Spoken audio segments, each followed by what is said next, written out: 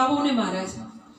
તો ઘરે બેઠા ગંગાજી આવી છે, એમાં ડૂબકી મારી લો. એમાં એવું થાય કે પહેલા દિવસે તમે જ્યારે ગંગાજીમાં નાહવા જાઓ, ડૂબકી મારવા જાઓ, ભાગવત સાંભળવા જાઓ, ત્યારે એવું થાય કે તમને દૂરથી એવું લાગે કે બસ બહુ સરસ મંડપનું આયોજન થયેલું છે. હા, અને મંડપના આયોજનની સાથે સાથે ક્યાંક ક્યાંક શણગાર કરવામાં આવ્યા છે, ક્યાંક ક્યાંક સારું સારું તોરણિયા બાંધવામાં આવ્યા છે, તમને એવું બધું લાગે. અને પછી તમને એવું થાય બીજા દિવસે જાઓ એટલે ત્યાં તમને એવું લાગે કે ક્યાંક ક્યાંક ભક્તો સારી રીતે ભાગવતને શ્રવણ કરી રહ્યા છે.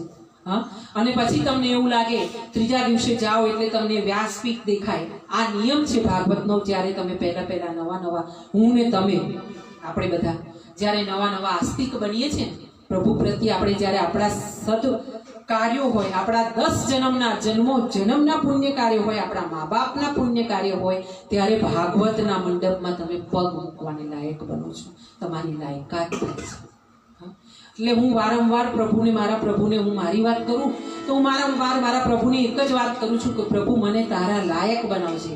બાકી દુનિયા ભલે ગાળો દેતી, હા, પણ મને તારા લાયક બનાવજે. મને હજુ પણ લાગે છે કે મારામાં ખામી છે, મારી લાયકાત ઓછી છે, મારા પર પ્રભુની દયા ઓછી છે. એટલે જ્યારે મને એમ થશે કે મને પૂર્ણ રીતે હું લાયકાત કેળવી લીધી છે, ત્યારે સમજી જવું કે હું ઝીરો થઈ ગઈ. હા, મારી લાયકાત કેળવવાની મારે હજુ બાકી છે. અને હું કહી દઉં કે હું ઝીરો છું, ને મારો ગોવિંદ જે બેઠો છે, મારા ગુરુ જે બેઠા છે, જે મારા મા બાપ, હા, એ બધા એક છે. અને એના લીધે થઈને હું એકડ એક અને મીંડે 10 પૂરી થઈ છું. અને સર્વપ્રથમ હું આભારી કરું, નતમસ્તક થઉં મારી દીકરીની કે જેણે મને આ સદબુદ્ધિ આપી કે આપણે આપણા ઘરે જ ભાગવત ભગવાનને પધરામણી કરાવી. તો મહારાજ, હું કહી રહી હતી વાત તમને કે ઘરે બેઠા ગંગા આવે ત્યારે પહેલા દિવસે પહેલા તો તમને દેખાય કે પંડાલ એટલે મંડપ છે. પછી દેખાય કે કોઈ સારા સજ્જન અને શ્રોતાઓ, વૈષ્ણવો, ભક્તો નામ સ્મરણ સાથે ભગવાનની કથા સાંભળી રહેલા દેખાય. ત્રીજે દિવસે થાય એવું કે તમને વ્યાસપીઠ દેખાય. વ્યાસપીઠ પર બેઠેલા કલાકારો દેખાય. એમના માટે બધી વ્યવસ્થા કેવી મૂકી છે, પંખા છે કે એસી છે કે કુલર છે, એ દેખાય. આ બધી વાત સત્ય છે અને મને ખબર છે, એટલે હું તમને બતાવી રહી છું. હું પણ આમાંથી જ નીકળી છું, હું પણ આવી રીતે જ આગળ આવી છું, એટલે બતાવી રહી છું. અને તમને પણ આ રીતે થતું હશે. તમારા હૃદય પર હાથ મૂકશો એટલે તમને ખબર પડશે. અને પછી ચોથા પાંચમા દિવસે જ્યારે તમારા જન્મના પાપ ધોવાયા હોય ને થોડું ઘણું પુણ્યનો ઉદય થયો હોય, સૂર્યનો પુણ્યના, ત્યારે તમને શું દેખાશે? વ્યાસપીઠ પર તમને ભાગવત ભગવાન દેખાશે. બોલીએ ભાગવત ભગવાન કી જય. अपने माता પિતા કી જય. ધન્ય હોય છે એ વ્યક્તિ કે જેના મા બાપે એવા કર્મ કર્યા હોય છે કે એને ભજનને લાયક બનાવ્યા હોય છે. બહુ ઓછા હોય છે. હા, બહુ ઓછા હોય છે એવા કે જે આ ભાગવતને શ્રવણ કરી શકે, પચાવી શકે અને ભાગવતમાં બેસી શકે. હા, નહીં તો જરાક વાર બેસે ને એટલે એને ફોન આવી જાય. અભાગ્યા હોય એને ફોન આવી જાય કે ઘરે કઈ તકલીફ છે, આવી જાઓ, મહેમાન પધાર્યા છે, જલ્દી આવજો ચા પાણી કરવા માટે. હા, અને ઘરે કાં તો એવી રીતે વ્યવસ્થા હોય ને, પાટલું બાયણું એટલું ખખડતું હોય કે ભાગવતમાં જવા જ ના દેતું હોય. હા, એવું બને.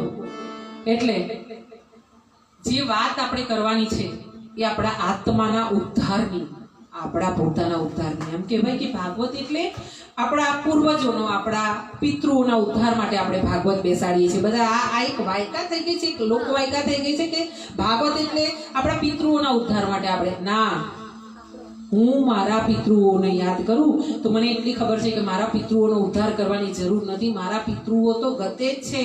એમના આશીર્વાદ એ સ્વર્ગેથી મને આપી ગયા છે. અને તો હું ભાગવત માટે આટલી હિંમત કરી રહી છું મારા ઘરમાં. તો મારા બાળકોને સદબુદ્ધિ છે કે આજે મારી સાથે બેઠા છે. હા, તો પિતૃઓનો ઉદ્ધાર નથી કરવાનો તો શેના માટે? મારે મારો ઉદ્ધાર કરવાનો છે. એટલા માટે હું ભાગવત લઈને બેઠી છું. એવું ના સમજતા કે હું તમને ભાગવત સમજાવી રહી છું, તમને ભાગવત સંભળાવી રહી છું, શ્રવણ કરાવી રહી છું, પઠન કરી રહી છું. હું મારી જાતને, મારા આત્માને ભાગવત સમજાવી રહી છું. હા, જ્યાં સુધી આપણો આત્મા દરેક વ્યક્તિને પ્રભુએ શુદ્ધ પારસમણી જેવો આત્મા આપ્યો હોય છે. અને એ આત્મા તમે જ્યારે જ્યારે પણ હું ને તમે જ્યારે પણ ખોટી દિશામાં જઈએ ને ત્યારે આપણાને રોકે, ભીખ મારે.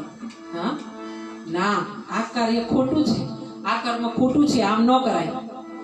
પણ છતાં લોભ, માયા, મદ, મત્સર, નિંદા, ઈર્ષ્યા આપણાને એવી ઘેરી વળી હોય કે આપણે ચાલ્યા કરીએ આપણી આત્માનો અવાજ ન સાંભળીએ. એકવાર આત્મા રોકે આ ન થાય, બીજી વાર આપણાને આત્મા રોકે ન થાય, ત્રીજી વાર ના રોકાઈએ ને ત્યારે આત્મા આપણાને રોકવાનું છોડી દે. આત્માની ઉપર માયાના પડદા પડી જાય અને એ પડદા જ્યારે હટે ને એ ક્યારે હટે? કરકે કૃપા કૃપાલુને પડદા